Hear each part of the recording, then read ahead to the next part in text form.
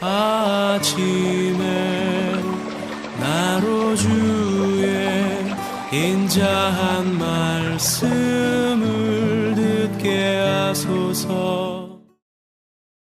성도 여러분 안녕하세요. 화요일입니다. 오늘도 하나님의 사랑이 여러분들의 삶의 자리에 가득하기를 간절히 소망합니다.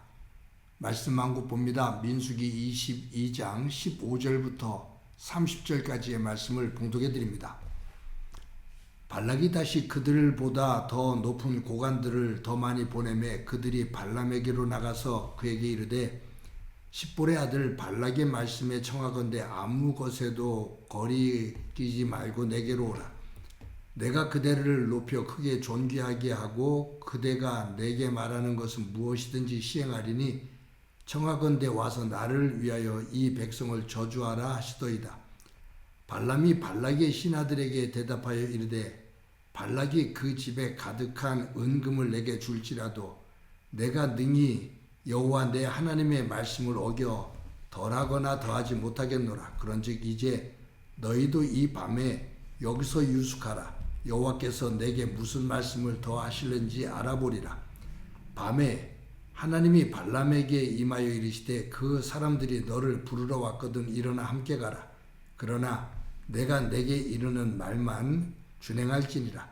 발람이 아침에 일어나서 자기 나귀의 안장을 지우고 모압 고관들과 함께 가니 그가 감으로 말미암아 하나님이 진노하심으로 여호와의 사자가 그를 막으려고 길에 서니라. 발람은 자기 나귀를 탔고 그의 두 종은 그와 함께 있더니 나귀가 여호와의 사자가 칼을 빼어 손에 들고 길에 선 것을 보고 길에서 벗어나 밭으로 들어간지라. 발람이 나귀를 길로 돌이키려고 채찍질하니 여호와의 사자는 포도원 사이 좁은 길에 섰고 좌우에는 담이 있더라. 나귀가 여호와의 사자를 보고 몸을 담에 대고 발람의 발을 그 담에 짓누르매 발람이 다시 채찍질하니 여호와의 사자가 더 나가서 좌우로 피할 데 없는 좁은 곳에 선지라. 나귀가 여호와의 사자를 보고 발람 밑에 엎드리니 발람이 노하여 자기 지팡이로 나귀를 때리는지라. 여호와께서 나귀 입을 여시니 발람에게 이르되 내가 당신에게 무엇을 하였기에 나를 이같이 3번 때리느냐. 발람이 나귀에게 말하되 내가 나를 거역하기 때문이니 내 손에 칼이 있었더라면 곧 너를 죽였으리라. 나귀가 발람에게 이르되 나는 당신이 오늘까지 당신의 일생 동안 탄 나귀가 아니냐. 내가 언제 당신에게 이같이 하는 버릇이 있더냐. 그가 말하되 없었느니라. 아멘. 발람은 메소포타미아 지역에서 우상을 섬기는 제사장입니다. 발람이라는 이름의 뜻은 탐닉자라는 뜻입니다. 이 사람이 사는 곳은 부돌이라는 곳입니다. 어제도 잠시 말씀을 드렸습니다만 이 모압 왕이 살고 있는 이곳에서 이 발람 선지자가 살고 있는 이 부돌까지는 한 650km 정도가 떨어져 있는 곳입니다.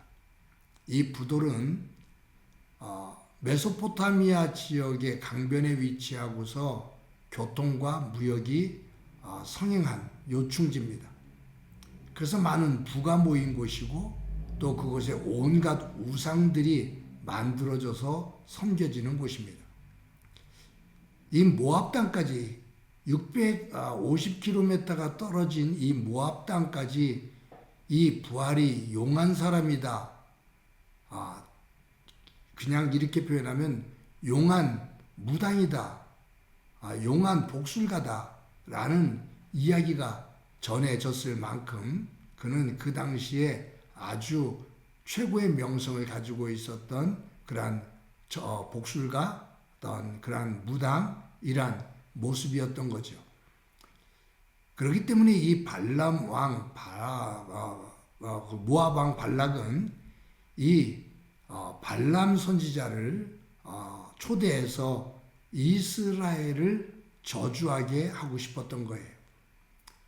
근데 발람은 이 모압 왕 발락의 뜻에 따르질 않고 그는 거부를 합니다. 왜냐하면 하나님께서 이 발람에게 나타나셔서 이스라엘은 내가 복을 주는 민족이니 네가 저주하지 마라 라고 그렇게 명령을 하신 거예요.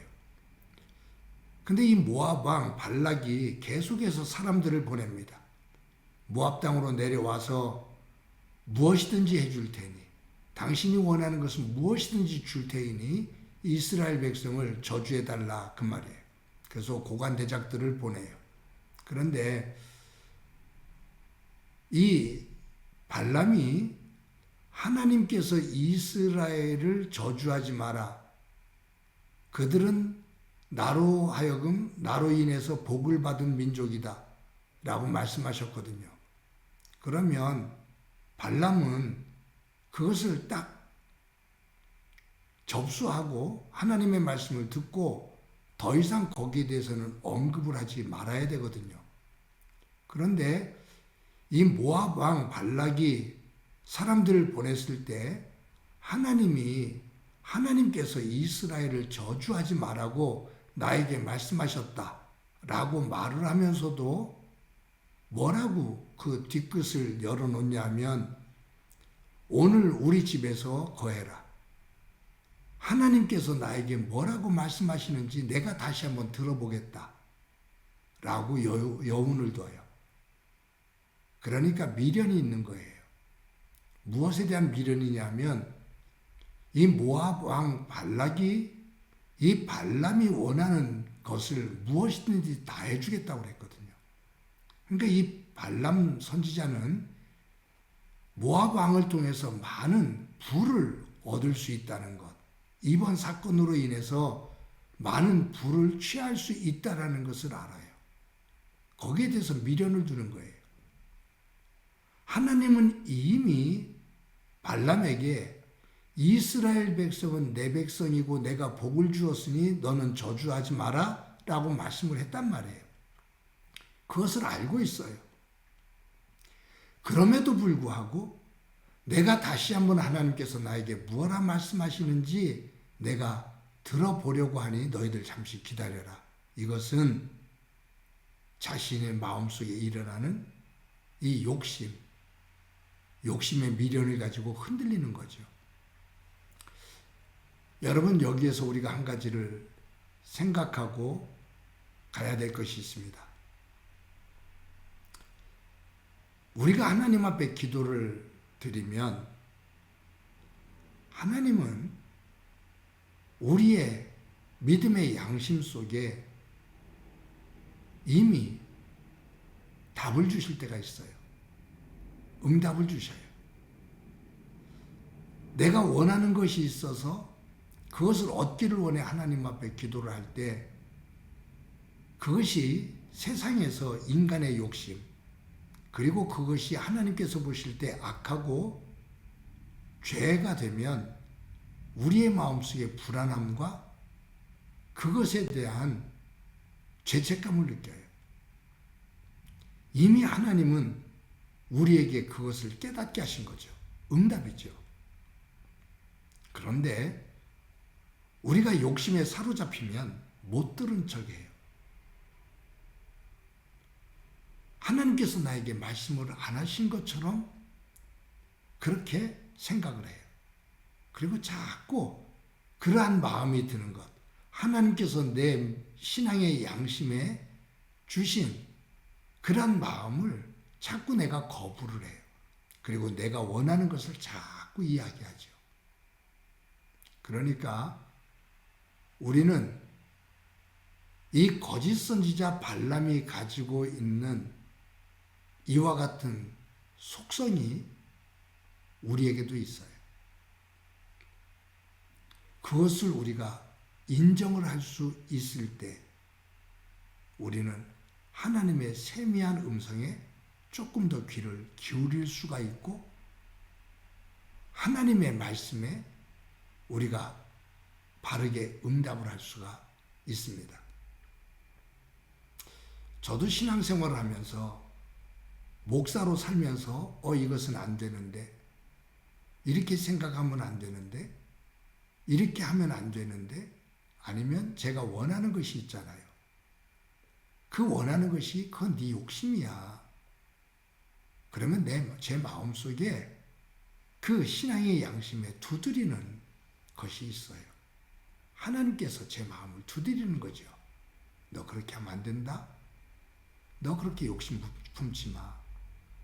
그러면 거기에 응답해서 예 하고 말씀에 따라야 되잖아요.